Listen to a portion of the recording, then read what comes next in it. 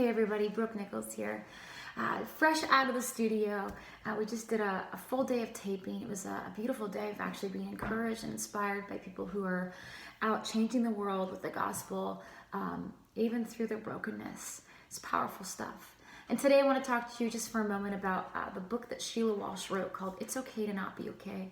Melinda interviewed Sheila, and it was such an amazing interview. Please watch it.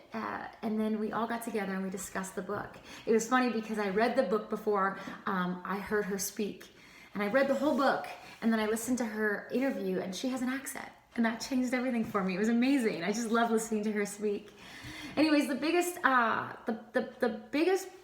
point that stuck out to me in the whole book was do it afraid. Do it afraid, because when we show up to something, afraid and all, then God can do what only God can do. But we must first show up. You know, I have many people ask me when it comes to my singing, like, how did you start? How did you get into worship leading? How did you get into recording? And if I'm being honest, like, singing isn't a fearful thing for me. I don't do that afraid. But you know what I do afraid? I speak afraid. I feel like speaking is a new thing for me that God's called me into. And I feel like it is a scary thing. I sometimes trip over my words, and sometimes I stutter, and that can be a really daunting thing to and vulnerable, right? It's really vulnerable.